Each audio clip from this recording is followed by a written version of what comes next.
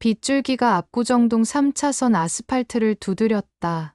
밤 11시 42분. 가로등 불빛이 빗물에 번져 온 세상이 주황빛 물감을 풀어놓은 것처럼 일렁였다. 안 돼. 놓으세요. 나 안 가. 안 간다고. 박금순의 비명이 5층 빌라 복도를 찢었다. 환자복 차림의 여자가 대리석 계단을 발버둥 치며 끌려 내려왔다. 흰색 환자복 소매가 찢어져 있었고 그 사이로 65세 노인의 앙상한 팔뚝이 드러났다. 피부는 주름투성이었지만 악을 쓰며 난간을 붙잡는 소나귀엔 아직 힘이 남아 있었다. 어머니, 제발 좀 진정하세요. 병원 가셔야 한다니까요. 최필도가 차갑게 내뱉었다. 67세 남자. 회색 양복 안에는 배불뚝이 배가 볼록 튀어나와 있었고 금태 안경 너머 눈빛은 얼음장처럼 차가웠다. 그의 오른손이 금순의 손목을 움켜쥐었다. 손목뼈가 삐걱 소리를 낼 정도로 세게. 아파. 당신 지금 내 뼈 부러뜨리는 거야. 금순이 절규했지만 필도는 비웃기만 했다. 그의 뒤에서 여자 하나가 따라 내려왔다. 유마담, 42세. 검은색 타이트한 원피스를 입은 그녀의 입가엔 미소가 걸려 있었다. 루이비통 핸드백을 팔에 건 채 하이힐 굽으로 계단을 또각또각 밟으며 내려오는 모습은 마치 패션쇼 런웨이를 걷는 것 같았다. 오빠, 빨리 태워요. 비 맞으면 감기 걸려요. 유마담이 속삭였다. 그녀의 목소리는 달콤했지만 금순을 바라보는 눈빛엔 독이 서려 있었다. 이 나쁜 년들아. 사람이 이럴 수가 있어. 금순이 소리쳤다. 하지만 필도는 대답 대신 행동으로 응수했다. 그의 오른발이 들렸다. 이탈리아제 수제 구두. 250만 원짜리 검은 가죽 구두 굽이 금순의 오른손 집게 손가락을 향해 내려 찍혔다. 으아, 아악. 뼈가 으스러지는 소리. 금순의 비명이 빌라 전체를 울렸다. 손가락 마디가 구두 밑창에 짓눌려 뼈가 튀어나올 듯 부풀어 올랐다. 피가 손톱 밑에서 배어 나왔다. 검붉은 피가 하얀 대리석 바닥에 똑똑 떨어졌다. 아파. 아프긴. 내가 날 얼마나 아프게 했는데. 필도가 비웃으며 구두를 비틀었다. 금순의 손가락이 90도로 꺾였다. 관절이 반대 방향으로 휘어지며 인대가 찢어졌다. 금순은 기절할 듯 고통에 몸부림쳤지만 그녀의 입에선 비명 대신 다른 말이 흘러나왔다. 너, 내 이름으로 된 땅 하나도 없어. 뭐, 필도의 얼굴이 굳었다. 금순이 이를 악물고 웃었다.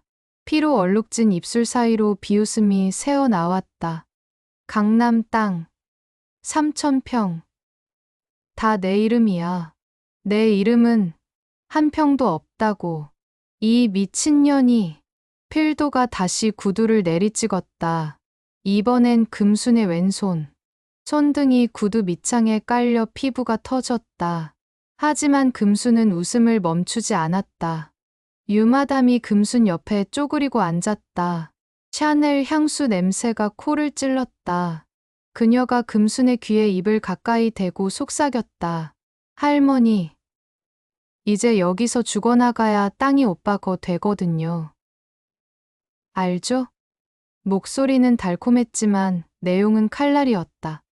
정신병원 폐쇄병동에 들어가면요. 거기서 나오는 사람 없어요. 다 죽어 나와요. 할머니도 곧 그렇게 될 거예요. 금순의 몸이 부들부들 떨렸다. 분노인지 공포인지 알 수 없는 감정이 온몸을 휘감았다. 밖에선 앰뷸런스 사이렌 소리가 울렸다. 빨간 불빛이 빌라 유리창에 반사되어 일렁였다. 흰 가운을 입은 남자 2명이 들것을 들고 계단을 올라왔다. 환자분 어디 계세요? 여기요. 빨리 좀 데려가 주세요. 필도가 손짓했다. 2 남자가 금순을 들것에 실었다. 금순이 발버둥 쳤지만 그들은 익숙한 솜씨로 금순의 팔다리를 벨트로 묶었다. 가죽 벨트가 손목과 발목을 조였다. 피부에 벨트 자국이 파였다. 놓아줘. 이 새끼들아. 금순이 고함쳤지만 아무도 듣지 않았다.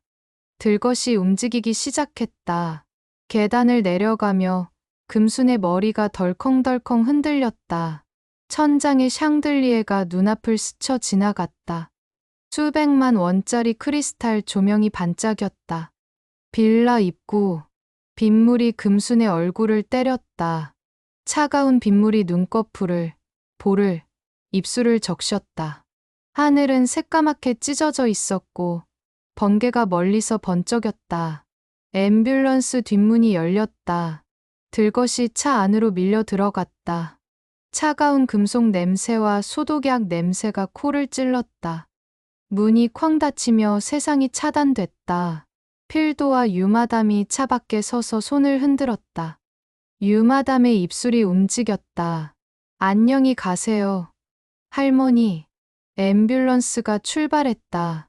사이렌이 울렸다. 삐뽀삐뽀. 그 소리가 빗소리와 섞여 금순의 귓속을 파고들었다. 금순은 천장을 바라봤다. 앰뷸런스 천장엔 형광등이 깜빡이고 있었다. 깜빡. 깜빡.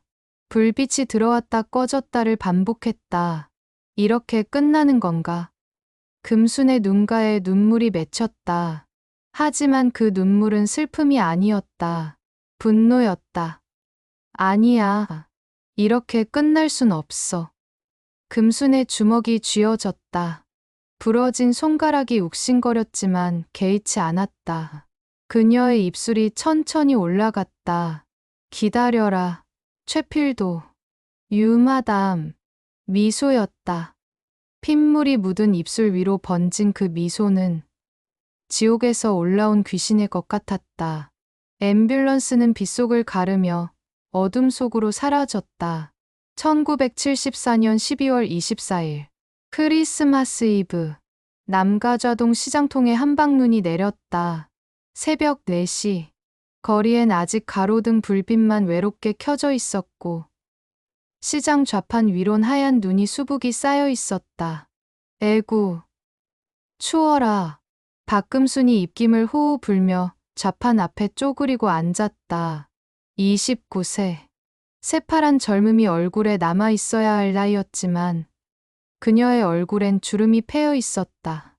이마에, 눈가에, 입가에 고생의 흔적들이 깊게 새겨져 있었다. 손은 더 처참했다. 장갑도 없이 맨손으로 눈을 쓸어내는 그 손은 동상에 걸려 퉁퉁 부어 있었다. 손가락 끝은 자줏빛으로 변했고 손톱 밑엔 시퍼런 멍이 들어 있었다. 손마디마다 갈라진 틈에서 피가 배어 나왔다. 오늘은 좀 팔아야 할 텐데. 금순이 중얼거리며 고무대야를 끌어당겼다. 대야 안엔 얼음물이 찰랑거렸고 그 위로 동태 20마리가 동동 떠 있었다. 동태 눈깔이 하얗게 얼어 있었다. 비늘이 얼음 조각처럼 반짝였다. 금순이 동태 한 마리를 집어 들었다. 꽁꽁 얼어붙은 생선이 손에 닿자 뼈속까지 차가움이 파고들었다. 손가락이 얼얼했다. 감각이 사라지는 게 느껴졌다. 에이. 금순이 이를 악물고 칼을 들었다. 생선 칼. 15년 넘게 쓴 낡은 칼이었지만 날은 여전히 날카로웠다. 그녀가 동태 배를 갈랐다. 칼날이 얼어붙은 살을 가르며 뼈에 부딪혔다. 뚝. 둔탁한 소리. 내장이 쏟아져 나왔다. 검붉은 내장이 고무대야 속으로 떨어졌다. 비린내가 확 퍼졌다. 금수는 익숙한 손놀림으로 내장을 긁어냈다. 그때였다. 칼날이 손가락을 스쳤다. 앗! 왼손 약지. 칼날에 베인 살이 쩍 벌어졌다. 피가 솟구쳤다. 붉은 피가 얼음물에 떨어져 번졌다. 동태 눈깔에 피가 튀었다. 금수는 손가락을 입에 물었다. 철 맛이 입안에 퍼졌다. 손가락을 입에 문 채로 다른 손으로 계속 동태를 손질했다. 피는 계속 흘렀지만 멈출 순 없었다. 멈추면 동태를 못 팔고, 못 팔면 오늘 밥을 굶는다. 30분이 지났다. 손가락에서 흐른 피가 얼음물을 붉게 물들였다.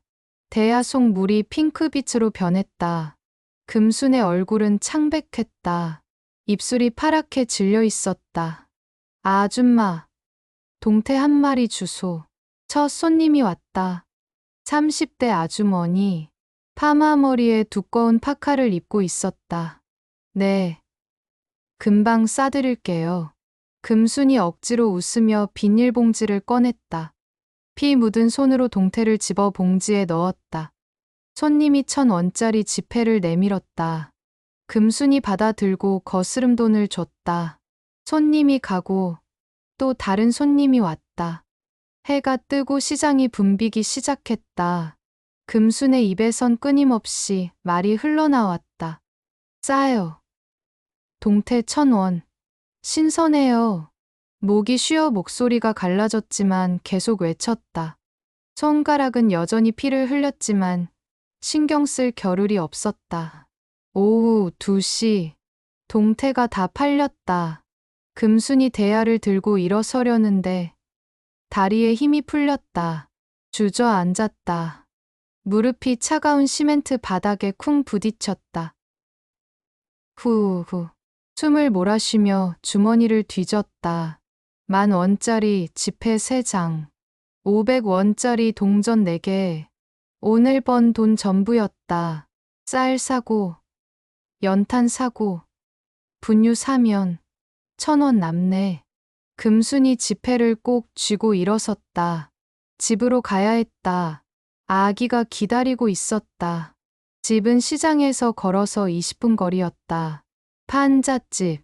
지붕은 함석으로 덮여 있었고 벽은 나무 판자와 비닐을 덧댄 것이었다. 바람이 불면 벽이 흔들렸다. 금순이 문을 열었다. 으앙, 으앙. 아기 울음소리. 생후 6개월 된 딸아이가 이불 위에서 울고 있었다. 기저귀가 젖어 있었고 얼굴은 울다 지쳐 빨개져 있었다. 미안해. 미안해. 금순이 아기를 안아 올렸다. 차가운 손이 아기 등을 쓰다듬었다. 아기가 금순의 품에서 칭얼거렸다. 엄마가 돈 벌어야 밥 먹지. 조금만 참아. 금순이 분유를 탔다. 젖병에 따뜻한 물을 붓고 분유 가루를 넣어 흔들었다. 아기가 젖병을 물고 빨기 시작했다.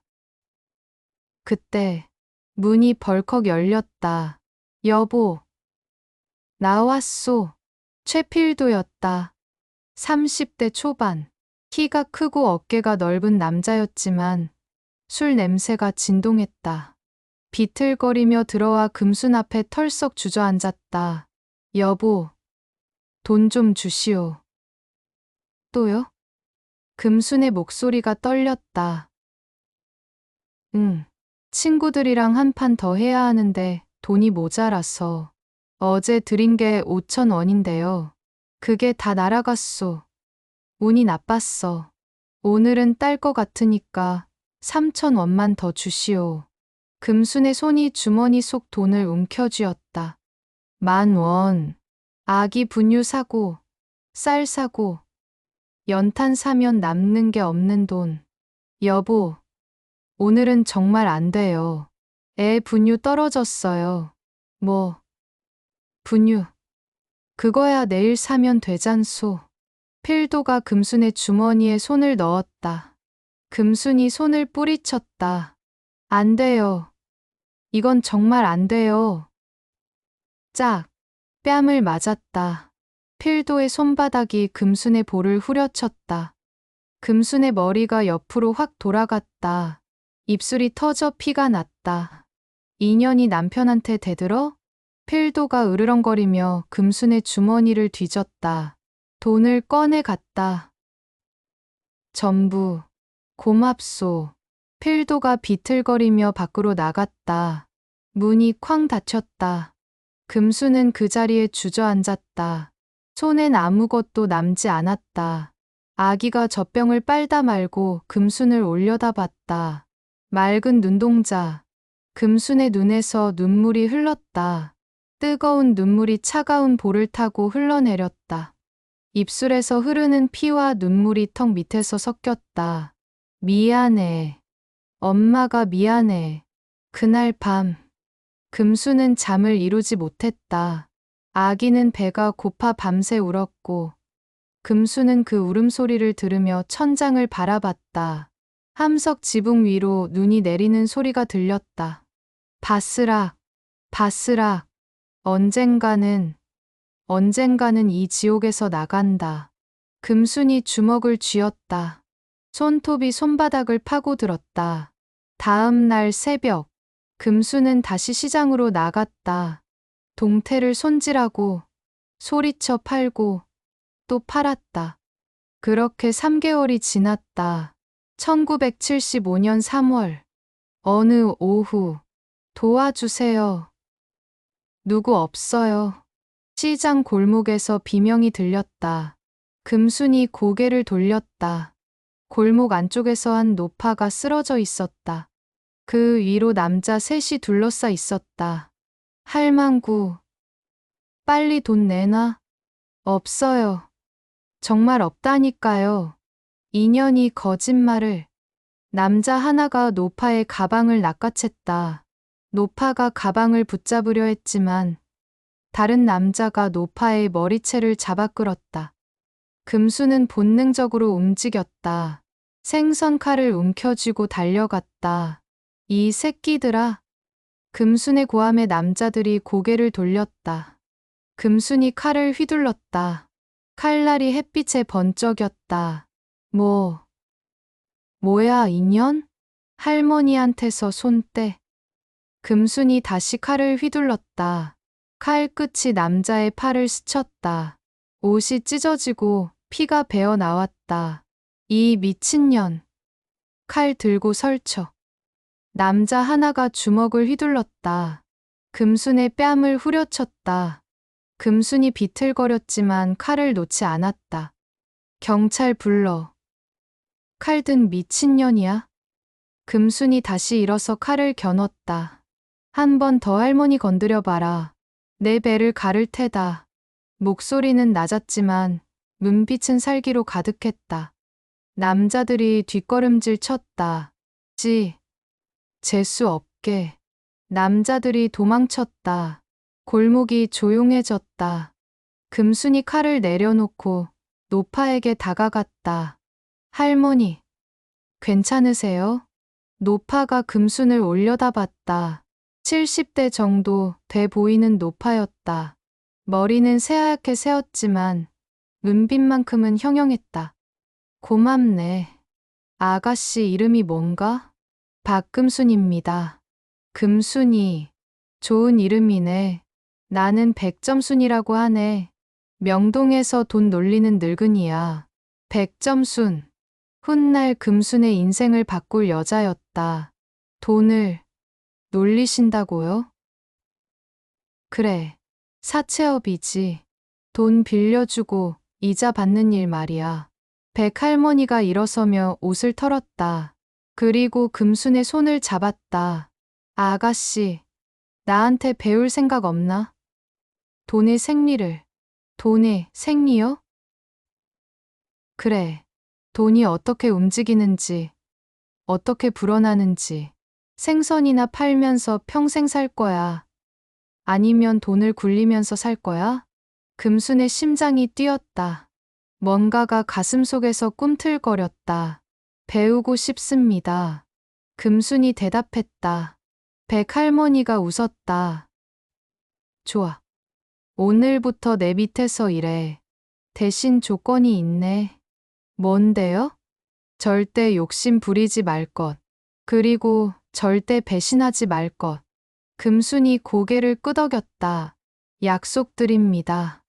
그날부터 금순의 인생이 바뀌기 시작했다. 1982년 여름. 강남 개발이 한창이었다. 말죽거리, 지금은 테헤랄로라 불리는 그곳은 당시만 해도 논밭과 늪지대였다. 비만 오면 질퍽거리는 진흙탕이 됐고 개구리 울음소리가 밤새 울려 퍼졌다. 금수는 장화를 신고 그 진흙탕을 걸었다. 37세. 얼굴엔 여전히 주름이 패여 있었지만 눈빛만큼은 날카로워져 있었다. 이 땅 팔 생각 없습니까?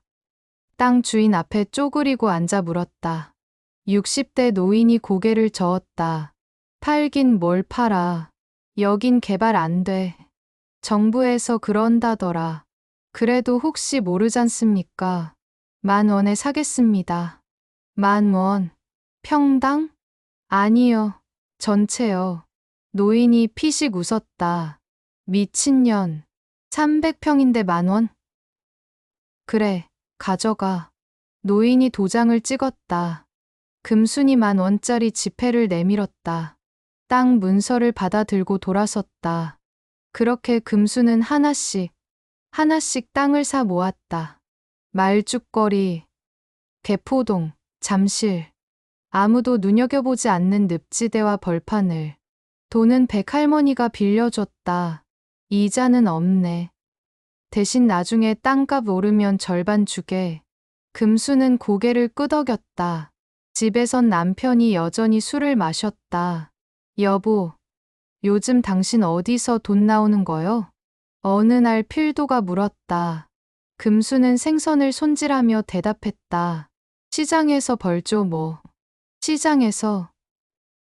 하루 벌어봤자 얼마나 된다고. 그럼 당신은 벌어오는 게 있습니까? 금순이 칼을 탁 내려놨다. 필도가 움찔했다. 나야 곧 큰일 터질 거야. 친구가 말이야. 사업 하나 제안했거든. 그거 대박 나면. 네, 대박 나면 그때 보죠. 금순이 시큰둥하게 대꾸했다. 필도는 더 이상 묻지 않았다. 1985년 강남 개발이 본격화됐다. 불도저가 들어왔다. 늪지대가 메워지고 도로가 깔렸다. 여보, 필도가 신문을 들고 달려왔다. 강남 땅값이 폭등한데 평당 50만 원까지 올랐어. 금수는 냉장고에서 생선을 꺼내며 고개를 끄덕였다. 그래요? 잘 됐네요. 잘 됐긴. 우리도 땅 좀 살 걸 그랬어. 돈 좀 모아서. 돈이 어딨어요. 당신이 다 도박으로 날렸잖아요. 필도가 입을 다물었다. 사실 금수는 이미 12개 필지를 사 모은 상태였다. 총 3,000평. 평당 50만 원이면 15억. 하지만 금수는 한마디도 하지 않았다. 그해 가을. 필도가 다방에서 친구들과 수다를 떨었다. 야, 너 강남에 땅 있냐? 없지. 있으면 내가 여기서 이러고 있겠냐. 나도, 땅 좀 살걸. 필도가 커피를 홀짝이며 끼어들었다. 나야 곧 살 거야. 친척이 땅 하나 팔겠다는데. 그거 사면 대박이지. 거짓말이었다. 필도에겐 땅을 살 돈도 친척도 없었다. 하지만 친구들 앞에서 허풍을 떨지 않으면 자존심이 상했다. 금수는 그 다방 앞을 지나가다 우연히 창문으로 필도를 봤다. 큰 소리치며 웃는 남편. 금수는 고개를 저으며 걸음을 옮겼다. 저 사람은 평생 저렇게 살겠지. 1987년 금순이 시장 좌판 밑땅을 팠다. 50cm 깊이. 그 안에 비닐봉지를 묻었다.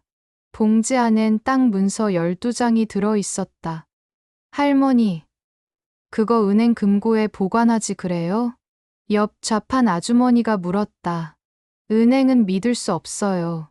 이게 제일 안전해요. 금순이 흙을 덮으며 대답했다. 집에선 필도가 또 술을 마시고 있었다. 금순이 들어서자 필도가 소리쳤다. 야, 저녁은 지금 만들게요. 금순이 부엌으로 갔다. 쌀을 씻고 밥을 지었다. 된장찌개를 끓이고 김치를 꺼냈다. 밥상을 차려 필도 앞에 놨다. 필도가 숟가락을 들었다. 이게 뭐야? 반찬이 이게 다야? 돈이 없어서요. 돈이 없어? 당신 맨날 시장에서 벌잖아. 다 당신 술값으로 나갔어요. 뭐, 필도가 밥상을 엎었다. 쨍그랑 그릇이 바닥에 떨어져 깨졌다. 밥알이 사방으로 튀었다. 금수는 묵묵히 바닥을 닦았다. 깨진 그릇을 주웠다. 손가락에 도자기 조각이 박혔지만 내색하지 않았다. 필도가 밖으로 나갔다. 문이 쾅 닫혔다. 금수는 그 자리에 주저앉았다. 피 묻은 손을 바라봤다. 언젠가 금순의 입술이 움직였다. 언젠가 이 모든 걸 되갚아줄 거야. 1988년 서울 올림픽. 강남이 완전히 바뀌었다. 고층 빌딩이 들어섰고 백화점이 문을 열었다. 금순이 산 땅은 평당 300만 원으로 뛰었다. 3,000평. 90억. 하지만 금수는 여전히 시장에서 생선을 팔았다. 아무도 몰랐다. 옆집 아주머니도, 시장 상인들도, 그리고 남편도, 필도는 여전히 다방에서 허풍을 떨었다. 야, 나 곧 대박 난다. 사업 하나 시작하는데 그거 대박이야. 친구들이 피식 웃었다. 너 맨날 그 소리 하더라. 이번엔 진짜야. 금수는 그 모습을 멀리서 지켜봤다. 표정 하나 변하지 않았다. 그해 겨울 백할머니가 금순을 불렀다. 금순아, 땅값 많이 올랐지? 네. 팔 생각 없나? 아뇨. 더 기다릴 거예요. 그래. 욕심은 부리지 말게. 하지만 때를 놓치지도 말고. 알겠습니다. 금순이 고개를 숙였다. 백할머니가 금순의 손을 잡았다. 금순아, 당신 남편. 조심해. 네. 사람 눈빛을 보면 알아. 그 사람, 언젠가 당신을 배신할 거야. 금순의 손이 떨렸다. 그때를 대비해서 항상 준비하고 있게. 네. 금수는 그날 밤 잠을 이루지 못했다. 천장을 바라보며 백할머니의 말을 곱씹었다. 배신. 그 단어가 머릿속을 맴돌았다. 옆에선 필도가 코를 골며 자고 있었다. 금순이 그를 바라봤다. 정말 그럴까? 하지만 금수는 이미 알고 있었다. 언젠가 그날이 올 것이라는 걸. 그래서 금수는 움직이기 시작했다. 몰래, 조용히, 아무도 모르게 준비를, 반격을 위한 1994년 11월 압구정 빌라. 금수는 필도가 마련했다는 이 집에 이사 온 지 3개월째였다. 여보, 우리 이제 잘 살게 됐소. 사업이 대박 났어. 필도의 말이었다. 하지만 금수는 알고 있었다. 이 집도, 필도가 탄 외제차도 전부 금순명의 땅을 담보로 대출받은 돈으로 산 것이라는 걸. 필도는 몰랐다. 자기 명의로 된 땅은 단 한 평도 없다는 사실을. 그날 오후, 금수는 부엌에서 설거지를 하고 있었다. 창문 너머로 가을 햇살이 비쳤다. 따뜻한 햇살이었지만 금순의 가슴은 차가웠다. 요즘 뭔가 이상했다. 필도의 태도가. 아침마다 금순에게 한약을 가져다 줬다. 여보, 건강 챙겨야지. 나이가 나이니까. 검은색 한약이 든 사발을 내밀며 웃었다. 금수는 처음엔 고마워했다. 남편이 처음으로 자신을 챙기는 것 같아서. 하지만 한약을 먹고 나면 이상한 증상이 나타났다. 머리가 멍해졌다. 손발이 떨렸다. 말이 어눌해졌다. 오늘도 필도가 한약 사발을 들고 왔다. 여보, 오늘 거 먹어야지. 금순이 사발을 받아 들었다. 검은 액체가 찰랑거렸다. 쓴 냄새가 코를 찔렀다. 금순이 사발을 입에 가져갔다. 하지만 마시지 않았다. 입술만 적시고 혀끝만 살짝 닿게 했다. 그리고 필도가 돌아서자 화분에 쏟아부었다. 검은 한약이 흘 속으로 스며들었다. 사흘 뒤 화분의 나무가 시들기 시작했다. 잎이 누렇게 변하더니 일주일 만에 완전히 말라 죽었다. 금순의 등골에 소름이 돋았다. 저게 독이었구나. 금순은 그날부터 더욱 조심했다. 한약을 받아들고는 필도가 안 볼 때 변기에 버렸다. 하지만 필도 앞에선 멍한 척, 어눌한 척 연기했다. 여보, 오늘 날씨가 어때? 금순이 멍한 표정으로 물었다. 아, 네, 좋아요, 여보. 말도 더듬거리며 했다. 필도의 눈빛이 달라졌다. 만족스러운 미소를 지었다. 11월 15일 밤. 금수는 화장실에 가려고 일어났다. 복도를 지나다가 필도 방문 앞에서 멈췄다. 문틈으로 불빛이 새어 나왔다. 그리고 목소리가 들렸다. 필도의 목소리였다. 그래. 이제 거의 다 됐어. 한 달만 더 먹이면 완전히 치매 증세 보일 거야. 금순의 심장이 멎었다. 여자 목소리가 들렸다. 유마담이었다. 오빠, 정말 대단해요. 의사 소견서도 다 준비됐고. 필도가 낮게 웃었다. 정신병원에 한번 들어가면 나올 수 없어. 보호 의무자 2명만 동의하면 강제 입원이 가능하거든. 유마담이 물었다. 그럼 땅은요? 당연히 내 거지. 법적으론 남편이 상속받잖아. 금순의 손이 벽을 짚었다. 다리가 후들거렸다. 숨이 막혔다. 하지만 이야기는 거기서 끝나지 않았다.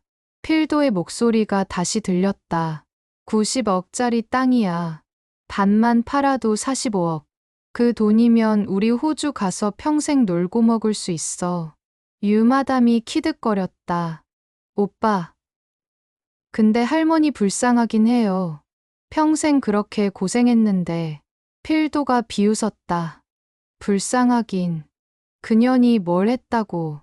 생선이나 팔았잖아. 땅은 내가 번 돈으로 산 거야. 금순의 눈에서 눈물이 흘렀다. 하지만 그 눈물은 슬픔이 아니었다. 분노였다. 손톱이 손바닥을 파고들었다. 피가 났다. 하지만 금수는 느끼지 못했다. 문틈 사이로 계속 목소리가 들렸다. 유마담이 물었다. 그럼 언제 병원에 보낼 거예요? 다음 달 12월 초쯤. 의사 소견서 받으면 바로. 금수는 그 자리에서 천천히 물러났다. 소리 내지 않고, 발소리 내지 않고, 방으로 돌아와 이불을 뒤집었었다. 온몸이 부들부들 떨렸다. 20년을 생선 비린내 속에서 살았다. 손가락이 칼에 베이고, 뺨을 맞고, 밥상을 엎어지면서도 참았다. 왜? 땅을 모으기 위해서. 언젠가 당당하게 살기 위해서. 그런데 저 인간은 금순의 이를 악물었다. 이빨이 부서질 것처럼 세게. 내 뼈마디 부서지는 소리가 내 놈 쌀밥 짓는 소리였는데. 금순이 중얼거렸다.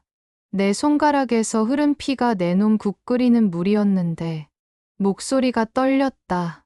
내가 동태 1000마리를 손질할 때 내 놈은 다방에서 커피 마시며 허풍 떨었지. 눈물이 멈추지 않았다.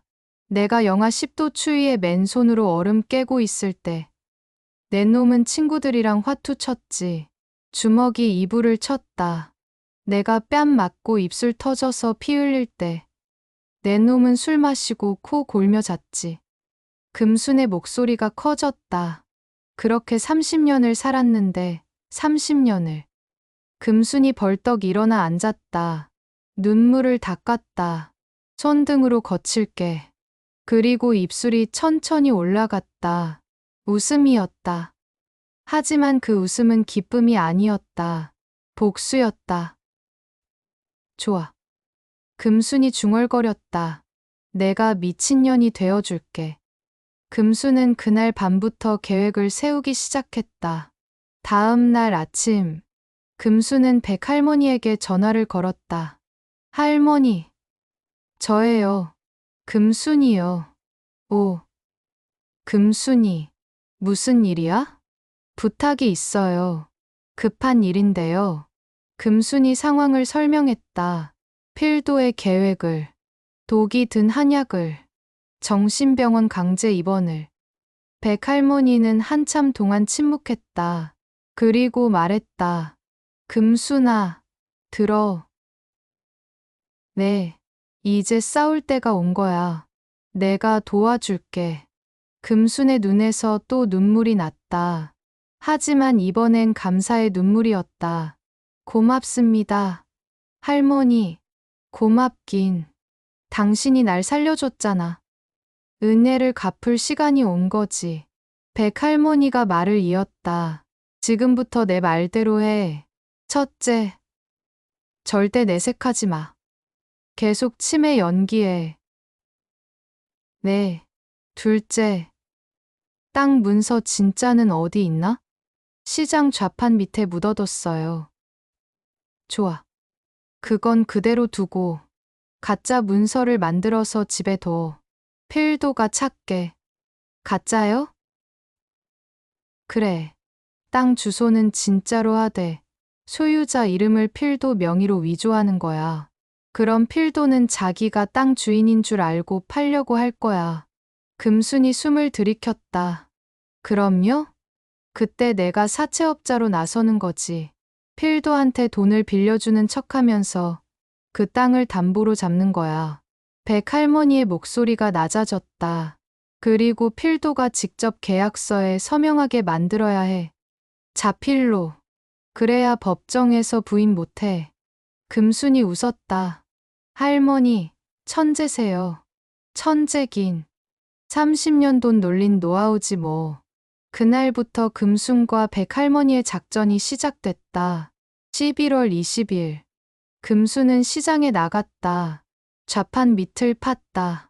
진짜 땅 문서를 꺼냈다. 그리고 복사했다. 12장 전부.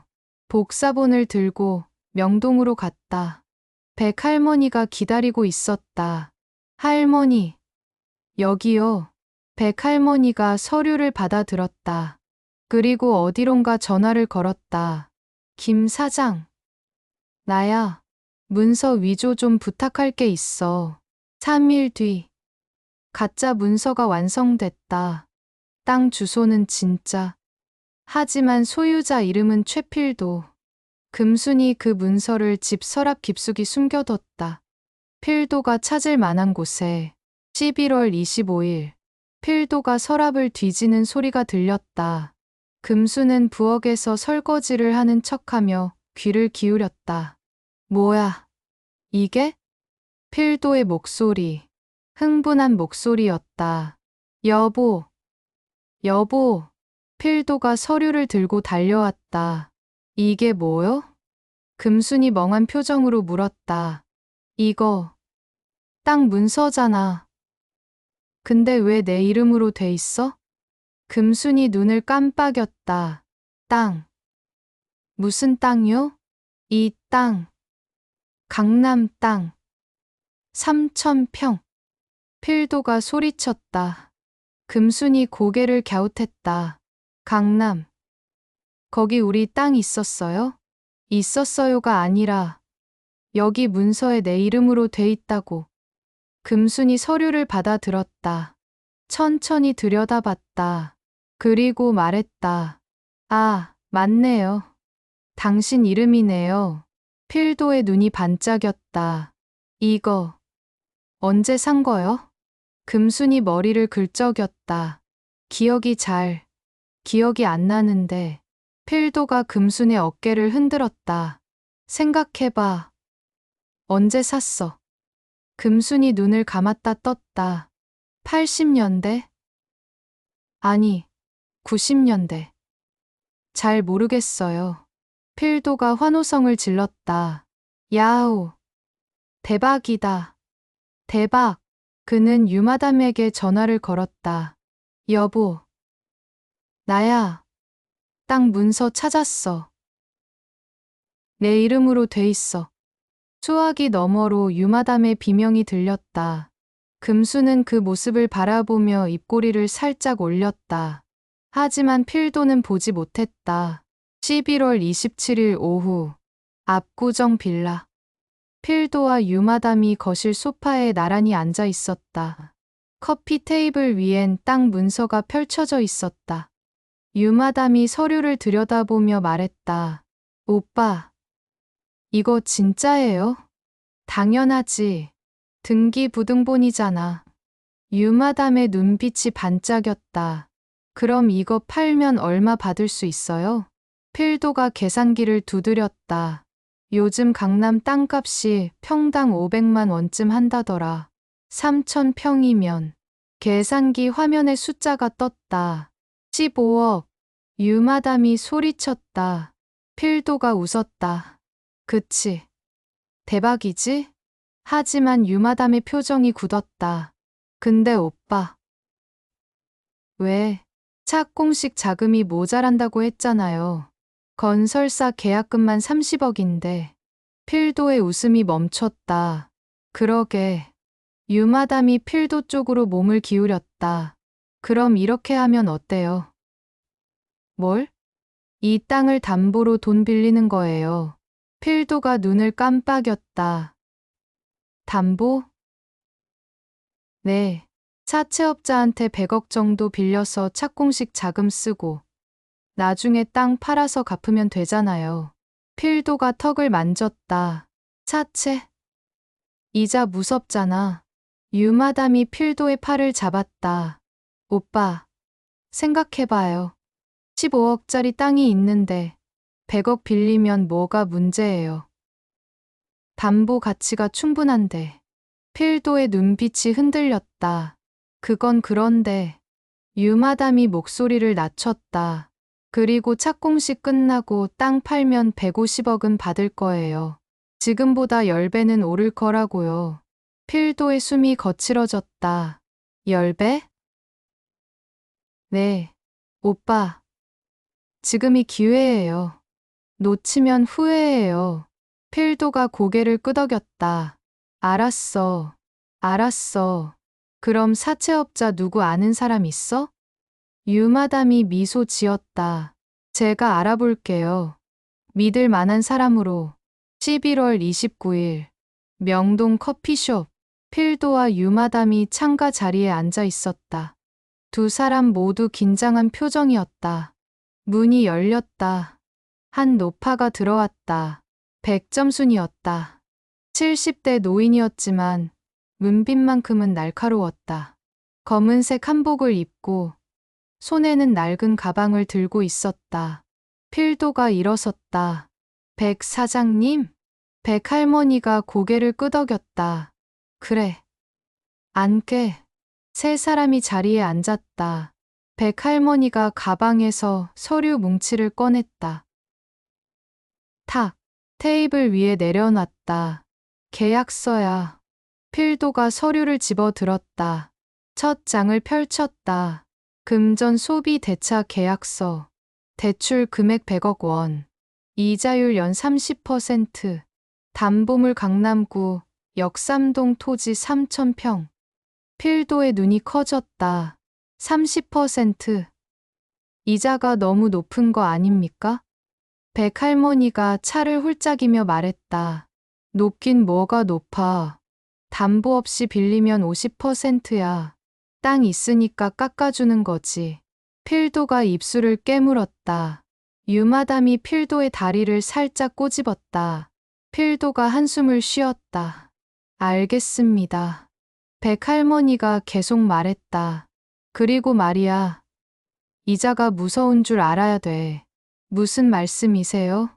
1년만 안 갚아도 130억이 돼. 2년이면 169억. 복리로 붙거든. 필도가 손을 휘 저었다. 걱정 마십시오. 6개월 안에 갚을 겁니다. 착공식 끝나면 땅 바로 팔 거니까요. 백할머니가 날카롭게 쳐다봤다. 장담하나? 당연하죠. 150억짜리 땅인데 100억 갚는 거 일도 아니죠. 유마담이 거들었다. 사장님, 저희 곧 대박 날 거예요. 걱정 마세요. 백할머니가 피식 웃었다. 그래? 그럼 됐고. 백할머니가 펜을 꺼냈다. 검은색 만년필. 여기 서명해. 필도가 펜을 받아들었다. 손이 살짝 떨렸다. 유마담이 속삭였다. 오빠, 괜찮아요. 서명하세요. 필도가 숨을 크게 들이쉬었다. 그리고 계약서 끝장으로 넘겼다. 서명란이 보였다. 차주 최필도. 필도가 펜촉을 종이에 댔다. 잉크가 번졌다. 첫 획을 그었다. 펜이 종이를 긁는 소리가 났다. 스르륵. 필. 두 번째 글자. 필도의 손에 땀이 났다. 도. 마지막 글자. 서명이 완성됐다. 백할머니가 계약서를 가져갔다. 들여다봤다. 그리고 미소 지었다. 좋아. 이제 도장도 찍어야지. 백할머니가 인주와 도장을 내밀었다. 필도가 도장을 집어들었다. 인주 뚜껑을 열었다. 붉은 인주가 끈적하게 묻어 있었다. 도장을 눌렀다. 꾹. 도장에 인주가 묻었다. 그리고 서명 옆에 도장을 찍었다. 콱. 붉은 도장 자국이 선명하게 찍혔다. 백할머니가 계약서를 가방에 넣었다. 좋아. 계약 성사야. 그리고 다른 가방을 꺼냈다. 검은 서류 가방. 여기 100억. 필도와 유마담의 눈이 휘둥그레졌다. 진짜요? 백할머니가 가방을 열었다. 안엔 수표 다발이 들어있었다. 전부 무기명 수표야.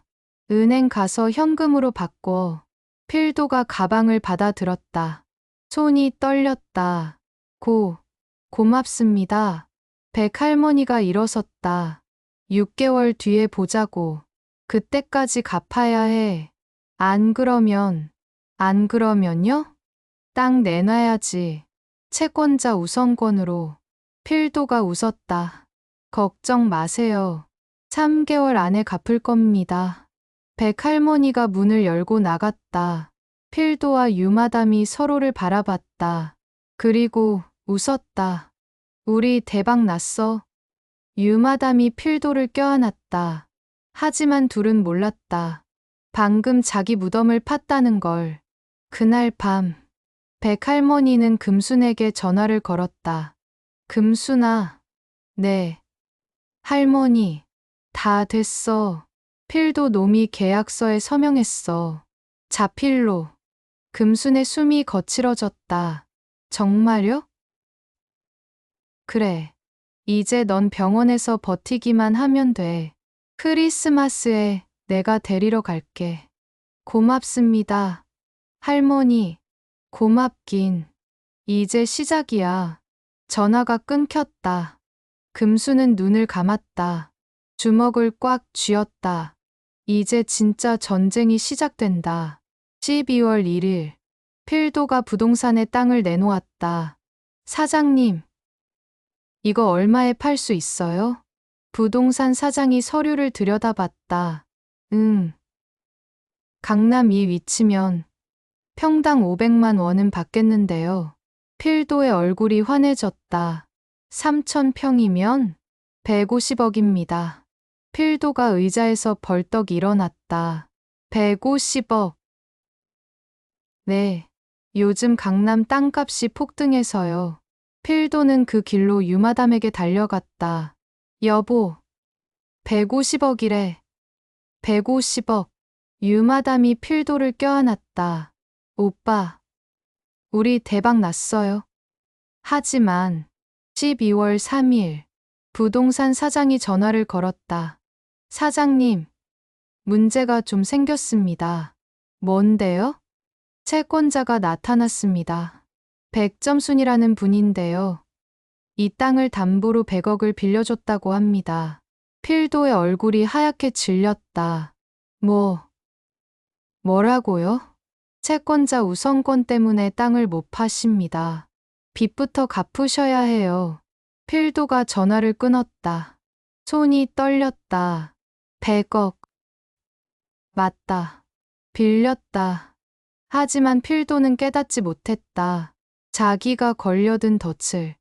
1995년 12월 18일. 그날이 왔다.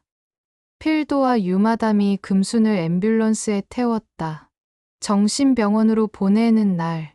하지만 금순은 알고 있었다. 이제 진짜 싸움이 시작된다는 걸. 앰뷸런스 안에서 금순은 눈을 감았다. 그리고 미소를 지었다. 정신병원 폐쇄병동. 철문이 쾅 닫혔다. 자물쇠가 채워졌다. 찰칵. 금수는 작은 방 안에 홀로 남겨졌다. 방 크기는 2평. 창문은 철창으로 막혀 있었고 바닥은 차가운 시멘트였다. 침대가 하나 있었다. 녹슨 철제 침대. 매트리스는 얼룩투성이었고 곰팡이 냄새가 났다. 벽엔 긁힌 자국이 가득했다. 누군가 손톱으로 긁은 듯한 자국. 그 자국 사이로 글씨가 보였다. 살려주세요. 나가고 싶어요. 엄마. 금순의 가슴이 먹먹해졌다. 이곳에서 얼마나 많은 사람이 절망했을까. 얼마나 많은 사람이 죽어나갔을까. 하지만 금순은 다짐했다. 나는 안 죽는다. 절대로. 첫날 밤. 간호사가 약을 들고 왔다. 할머니. 약 드세요. 흰색 알약 3개. 금순이 물었다. 이게 뭔데요? 신경안정제요. 드셔야 해요. 금순이 알약을 받아 들었다. 입에 넣는 척하고 혀 밑에 숨겼다. 물을 마시고 삼키는 척했다. 간호사가 나갔다. 금순은 입을 열었다. 혀 밑에 알약을 꺼냈다. 변기에 버렸다. 둘째 날, 의사가 왔다. 환자분, 기분이 어떠세요? 금순이 멍하니 바라봤다. 대답하지 않았다. 의사가 차트에 뭔가를 적었다. 반응 없음. 중증 치매 의심. 셋째 날, 금순은 연기를 시작했다. 아침 6시. 간호사가 아침 식사를 가져왔다. 금순이 밥그릇을 집어 들었다. 그리고 벽에 던졌다. 쾅. 그릇이 깨지며 밥알이 사방에 튀었다. 할머니, 왜 그러세요? 금순이 바닥에 주저앉아 울기 시작했다. 엄마, 엄마, 울부짖었다. 간호사가 황급히 나갔다. 금순은 혼자 남자 웃음을 멈췄다. 그리고 중얼거렸다. 이제 시작이야. 넷째 날. 금순은 복도를 기어 다녔다. 내 발로. 개처럼. 으르렁거렸다.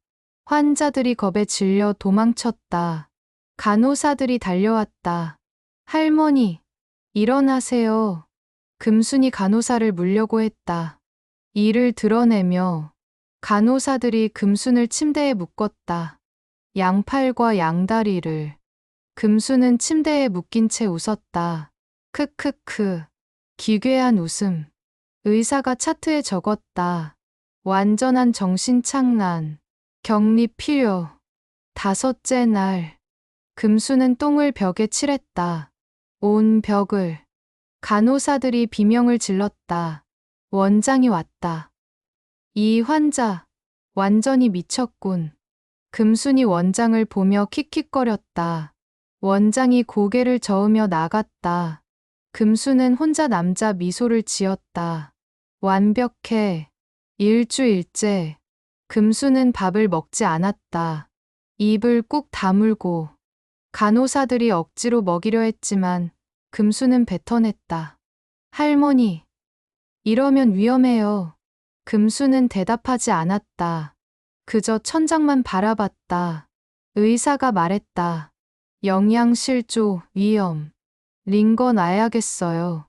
하지만 그날 밤, 금수는 링거를 뽑았다. 피가 팔뚝을 타고 흘렀다. 아침에 간호사가 발견하고 비명을 질렀다. 열흘째, 환자들 사이에서 소문이 돌기 시작했다. 오호실 할머니, 진짜 귀신 같아. 맞아. 밤에 울부짖는 소리 들었어? 나도 들었어. 소름 끼쳤어. 금수는 그 소문을 듣고 만족했다. 계획대로 2주째 청소부 김 씨가 금순의 방을 청소하러 왔다. 50대 남자, 얼굴에 흉터가 있었다. 금순이 그를 봤다. 눈을 깜빡였다. 김 씨가 금순을 보고 놀랐다. 할머니? 금순이 손가락을 입술에 댔다. 김 씨는 15년 전 금순에게 은혜를 입은 사람이었다. 그의 어머니가 쓰러졌을 때 금순이 병원비를 대줬었다. 김 씨가 금순 옆에 무릎을 꿇었다. 할머니, 왜 여기 계세요? 금순이 속삭였다. 김 씨, 부탁이 있어요. 뭐든지 말씀하세요. 명동 백점순 할머니 아세요? 알죠. 사채왕. 그분한테 전화해 주세요. 금순이가 여기 있다고. 크리스마스에 꺼내달라고. 김 씨가 고개를 끄덕였다. 알겠습니다. 그리고 할머니. 네. 사진 좀 찍어도 될까요? 여기 환자들 학대당하는 거. 금순의 눈빛이 날카로워졌다. 좋아요. 많이 찍어요. 김 씨는 그날부터 몰래 카메라를 들고 다녔다. 환자들이 맞는 장면, 간호사들이 욕하는 장면, 썩은 밥이 나오는 장면, 전부 찍었다. 12월 20일, 김 씨는 병원을 몰래 빠져나가 공중전화 부스로 갔다. 동전을 넣고 번호를 돌렸다. 여보세요? 백할머니 목소리였다. 할머니, 저 김철수입니다. 금순이 할머니 아시죠? 그럼 무슨 일이야? 지금 정신병원에 계십니다. 삼성정신병원 폐쇄병동. 그리고 사진 찍었어요. 학대 증거. 백할머니의 숨소리가 거칠어졌다. 잘했어. 크리스마스 아침에 변호사랑 같이 갈게. 알겠습니다. 전화가 끊겼다. 백할머니는 즉시 로펌에 전화를 걸었다. 김 변호사. 나야. 급한 일이 생겼어. 정신병원 불법 감금 건인데 12월 25일 아침. 크리스마스. 삼성정신병원 현관. 검은색 벤츠 한 대가 멈춰 섰다. 차 문이 열렸다. 백할머니가 내렸다. 그 뒤로 정장을 입은 남자 둘이 따라 내렸다. 변호사들이었다. 그리고 보건소 직원 2명. 5명이 병원 안으로 걸어 들어갔다. 접수 데스크. 간호사가 고개를 들었다. 어떻게 오셨어요? 백할머니가 말했다. 원장 불러. 간호사가 당황했다. 지금 바쁘신데요. 변호사가 명함을 내밀었다. 법무법인 정의 김철호 변호사입니다. 원장 당장 나오라고 하세요. 간호사의 얼굴이 하얗게 질렸다. 잠깐만요. 5분 뒤 원장이 나왔다. 50대 남자, 배가 나온 중년 남자였다. 무슨 일이십니까? 변호사가 서류를 내밀었다. 서류가 원장 손에 건네졌다. 종이 소리가 날카롭게 울렸다. 바스락. 원장이 서류를 펼쳤다. 첫 줄을 읽었다. 정신보건법 위반 제보건. 원장의 손이 떨렸다. 뭔 소리입니까? 보건소 직원이 나섰다. 보건소 실사 나왔습니다. 환자 학대 제보가 들어왔거든요. 원장이 식은땀을 흘렸다. 학대요? 말도 안 됩니다. 백할머니가 사진을 꺼냈다. 김 씨가 찍은 사진들, 환자가 맞는 사진, 썩은 밥 사진, 더러운 병실 사진. 이게 뭡니까? 원장의 입이 벌어졌다. 이건 변호사가 말했다. 박금순 씨, 지금 어디 있습니까? 원장이 입술을 깨물었다. 환자 정보는 함부로. 보건소 직원이 끼어들었다. 정신보건법 제24조. 불법 감금 의심 건입니다. 당장 환자 인계하십시오. 원장이 뒷걸음질 쳤다. 백할머니가 한 걸음 다가갔다. 박금순, 5호실 환자, 지금 당장 데려오세요. 원장이 고개를 끄덕였다. 알겠습니다. 10분 뒤, 간호사 둘이 금순을 데리고 왔다. 금순은 환자복을 입고 있었다. 머리는 산발이었고 얼굴은 창백했다. 하지만 눈빛만큼은 또렷했다. 백할머니가 다가갔다. 금순아. 금순이 고개를 들었다. 할머니. 변호사가 서류를 내밀었다. 퇴원 동의서입니다. 서명하세요. 원장이 펜을 받아 들었다. 손이 떨렸다. 서명란에 이름을 썼다. 백할머니가 금순의 손을 잡았다. 가자. 금순이 고개를 끄덕였다. 두 사람이 병원 밖으로 걸어 나갔다. 현관문이 열렸다. 찬 공기가 얼굴을 때렸다. 금순이 숨을 깊이 들이켰다. 자유의 공기. 백할머니가 밍크코트를 벗어 금순에게 입혔다. 이거 입어. 금순이 코트를 걸쳤다. 환자복 위로 밍크코트. 묘한 조합이었지만 금순은 신경 쓰지 않았다. 차에 탔다. 벤츠 뒷좌석. 부드러운 가죽 시트. 금순이 창밖을 바라봤다. 병원이 멀어졌다. 금순이 중얼거렸다. 이제 시작이야. 백할머니가 물었다. 준비됐나? 금순이 고개를 끄덕였다. 20년을 준비했어요. 그럼 가자. 착공식장으로. 1995년 12월 25일. 크리스마스. 강남 한복판. 유필 빌딩 착공식장. 유필. 유마담의 유. 필도의 필. 거대한 현수막이 바람에 펄럭였다. 축 유필 빌딩 착공. 붉은 글씨로 쓰여 있었다. 착공식장엔 수백 명의 사람들이 모여 있었다. 하객들, 기자들, 건설회사 관계자들. 모두 샴페인 잔을 들고 있었다. 단상 위엔 필도와 유마담이 서 있었다. 필도는 검은색 턱시도를 입었고 유마담은 빨간 드레스를 입었다. 둘 다 환하게 웃고 있었다. 필도가 마이크를 잡았다. 오늘 이렇게 많은 분들이 와주셔서 감사합니다. 박수 소리가 터졌다. 짝짝짝. 이 건물은 20층 규모의 오피스텔입니다. 강남 최고의 입지에 세워질 랜드마크가 될 것입니다. 다시 박수. 필도가 유마담의 손을 잡았다. 저희 사랑하는 아내와 함께 이루는 꿈입니다. 유마담이 수줍게 웃었다. 하객들이 환호했다. 그때 착공식장 뒤편에 앰뷸런스 한 대가 멈춰섰다. 사일에는 꺼져 있었다. 조용히. 아무도 눈치채지 못했다.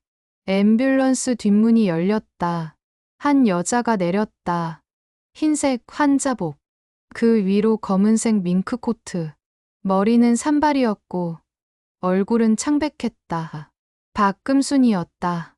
금순의 뒤로 백할머니가 따라 내렸다.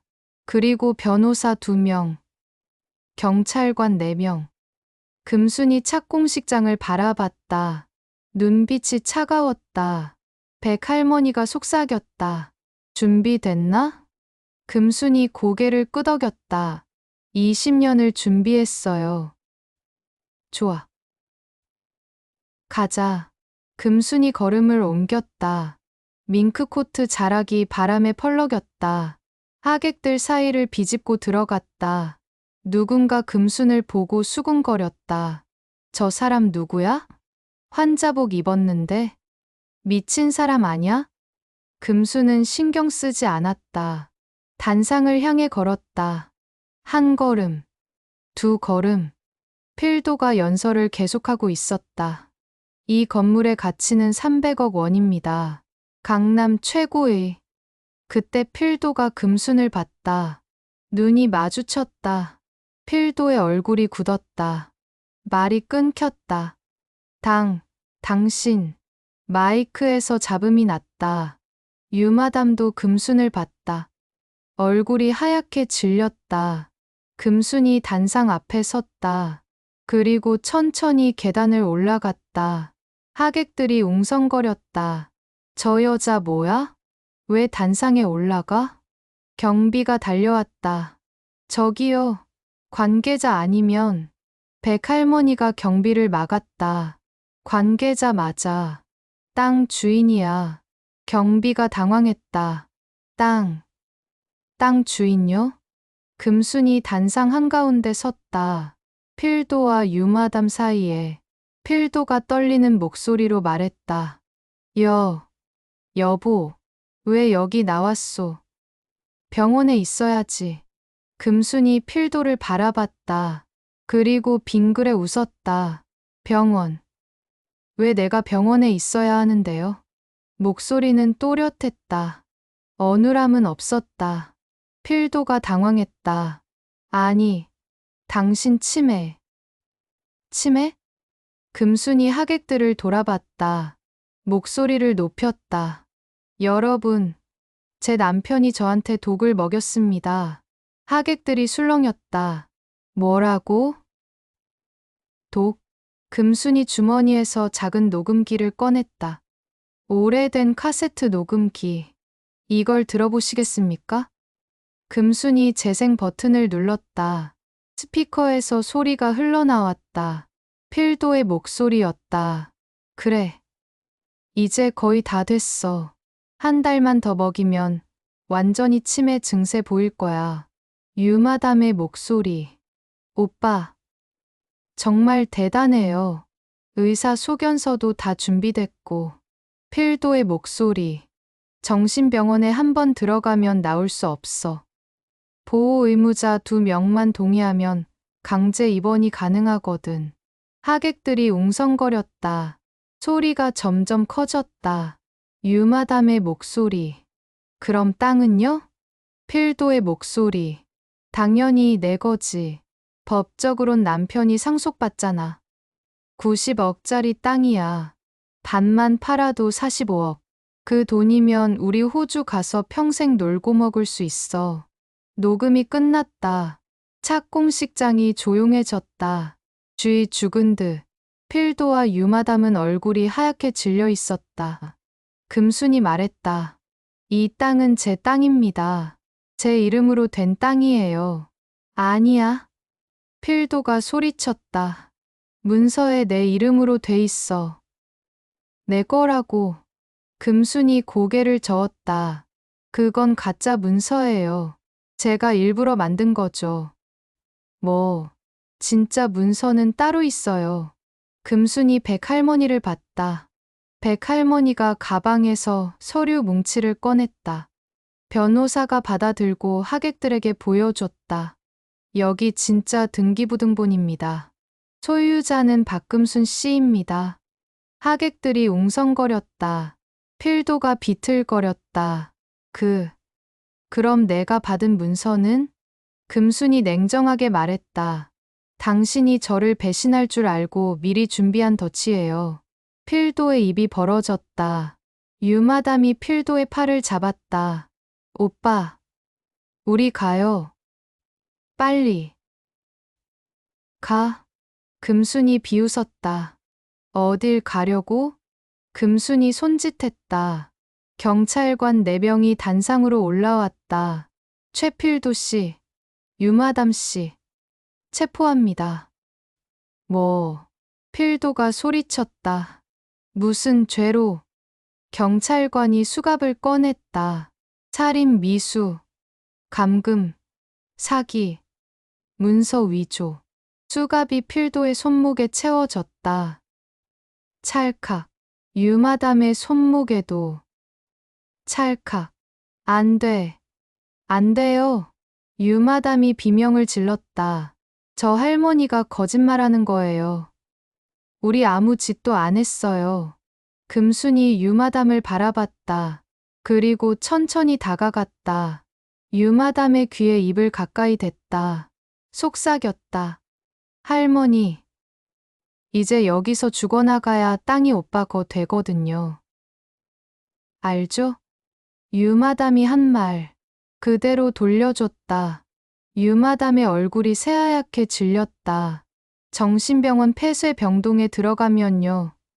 거기서 나오는 사람 없어요. 다 죽어 나와요. 금순이 미소를 지었다. 당신들도 곧 그렇게 될 거예요. 유마담이 주저앉았다. 무릎이 꺾였다. 울기 시작했다.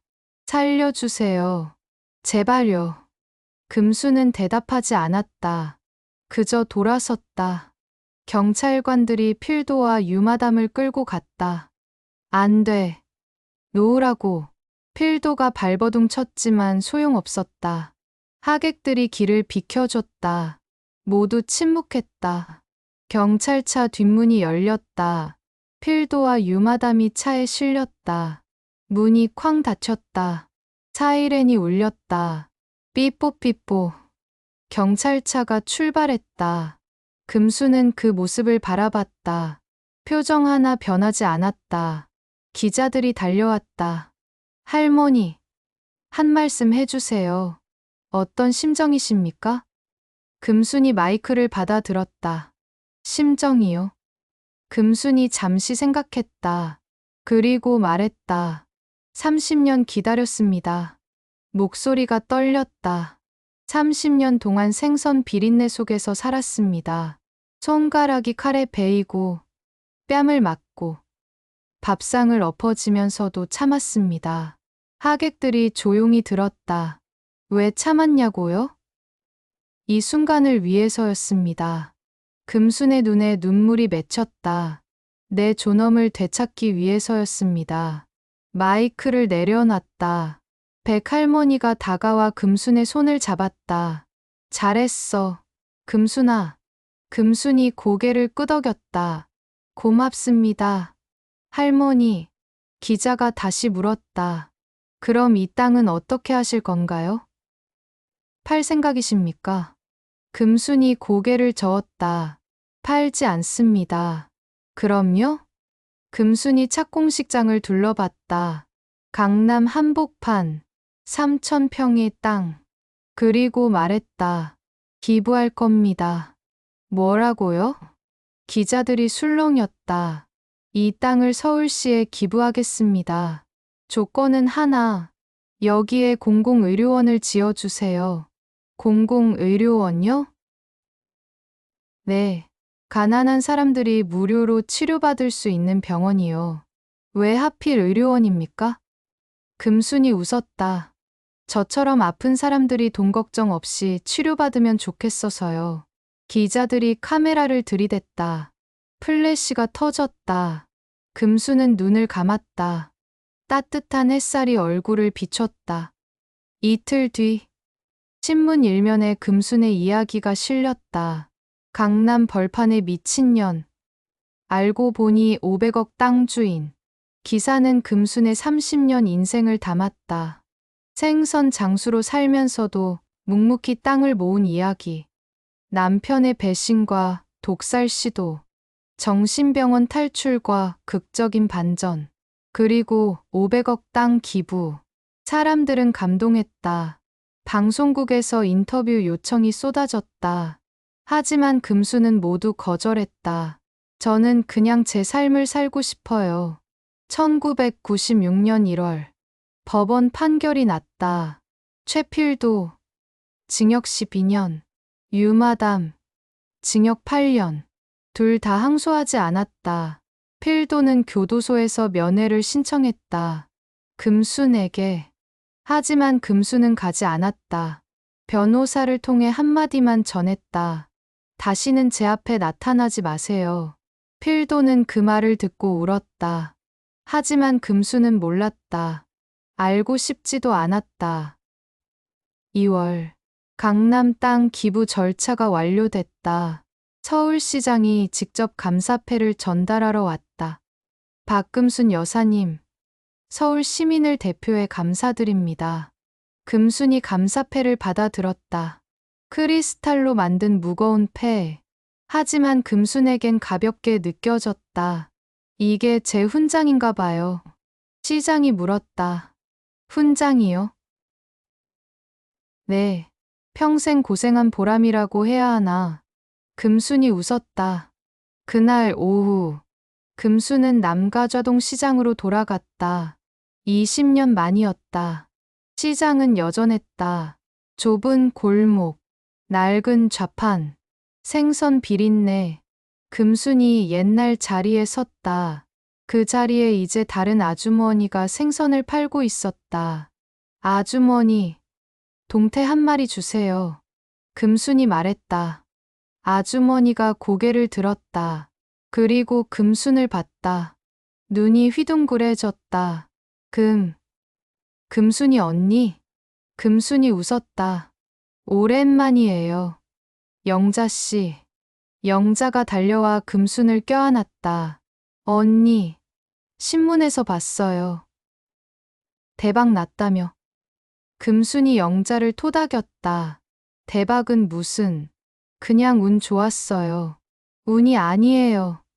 언니가 대단한 거예요. 금순이 좌판을 둘러봤다. 여기, 제가 앉아도 돼요?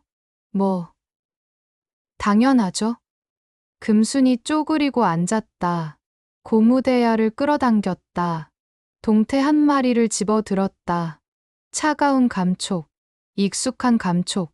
생선 칼을 들었다. 칼날이 햇빛에 반짝였다. 금순이 동태 배를 갈랐다. 능숙한 솜씨. 영자가 물었다. 언니, 돈도 많은데 왜 여기 와서 생선을 만져요? 금순이 대답했다. 이게 편해서요. 편해요? 네. 이 비린내가 제 냄새거든요. 금순이 웃었다. 30년 맡은 냄새. 이게 없으면 허전해요. 영자가 눈물을 닦았다. 언니. 금순이 동태 내장을 긁어냈다. 손놀림이 여전했다. 15년 전이나 지금이나 똑같았다. 해가 지기 시작했다. 석양이 시장을 물들였다. 주황빛. 금순이 칼을 내려놨다. 손을 씻었다. 그리고 일어섰다. 영자가 물었다. 언니, 내일도 와요? 금순이 고개를 끄덕였다. 올게요. 매일. 진짜요? 진짜요. 영자가 환하게 웃었다. 금순이 시장 골목을 걸었다. 저녁 해가 등 뒤에서 비쳤다. 그림자가 길게 늘어졌다. 금순은 걸으면서 생각했다. 30년. 긴 시간이었다. 고통도 많았고, 눈물도 많았다. 하지만 후회는 없었다. 이 모든 게 금순을 만들었으니까. 지금의 금순을, 당당한 금순을, 굴하지 않는 금순을. 집에 도착했다. 작은 원룸. 금순은 500억을 기부했지만 화려한 집으로 이사 가지 않았다. 그냥 여기가 편했다. 문을 열었다. 좁은 방. 하지만 금순에겐 궁전보다 편안했다. 침대에 누웠다. 천장을 바라봤다. 그리고 중얼거렸다. 엄마, 아빠. 금순의 부모는 금순이 어렸을 때 돌아가셨다. 땅을 빼앗기고 절망해서. 제가 해냈어요. 땅을 지켰어요. 눈물이 흘렀다. 하지만 슬픈 눈물은 아니었다. 자랑스러운 눈물이었다. 그날 밤, 금순은 오랜만에 편히 잤다. 악몽도 없었다. 필도도, 유마담도 나오지 않았다. 그저 평화로운 꿈, 들판을 걷는 꿈, 햇살이 따뜻한 꿈. 다음 날 새벽, 금수는 일어나 시장으로 갔다. 생선 칼을 들었다. 동태를 손질했다. 손님들이 왔다. 아줌마, 동태 주세요. 네, 금방 싸드릴게요. 금순이 웃으며 생선을 쌌다. 비닐봉지에 담아 건넸다. 손님이 돈을 주고 갔다. 금수는 그 돈을 받아 들었다. 1,000원. 하지만 금순에겐 1,000원이 500억보다 소중했다. 왜냐하면 이건 금순이 직접 번 돈이니까. 땅에서 나온 돈이 아니라 금순의 손에서 나온 돈이니까. 해가 중천에 떴다. 시장이 붐볐다. 사람들이 오갔다. 금수는 그 속에서 생선을 팔았다. 목청껏 외쳤다. 싸요. 동태 1,000원. 신선해요. 목소리가 시장을 울렸다. 30년 전과 똑같은 목소리. 하지만 30년 전과는 다른 금순. 이제 금순은 자유로웠다. 아무도 금순을 억누를 수 없었다. 아무도 금순을 무시할 수 없었다. 왜냐하면 금순은 이겼으니까. 삶과 싸워서, 배신과 싸워서, 그리고 자기 자신과 싸워서. 금순이 칼을 들었다. 햇빛에 번쩍이는 칼날. 30년을 함께한 칼. 금순이 그 칼을 바라보며 웃었다. 그리고 중얼거렸다. 이게 내 훈장이야. 생선 칼. 금순의 무기이자 도구. 금순의 과거이자 현재. 금순의 자랑. 칼날이 다시 동태를 갈랐다. 능숙하게, 거침없이. 금순은 계속 생선을 팔았다. 해가 지고 달이 뜰 때까지. 그렇게 금순의 하루가 흘러갔다. 평범하지만 존엄한 하루. 누구도 빼앗을 수 없는 하루. 금순이 좌판을 정리했다. 대야를 씻고, 칼을 닦고, 비닐을 덮었다. 일이 끝났다. 금순이 일어섰다. 허리를 폈다. 뼈마디가 뚝뚝 소리 났다. 하지만 금순은 아프지 않았다. 이 고통도 금순의 것이니까. 금순이 집으로 걸어갔다. 석양이 등을 밀었다. 그림자가 길게 늘어졌다. 금순은 그 그림자를 보며 생각했다. 이제 무섭지 않아. 어떤 그림자도, 어떤 어둠도.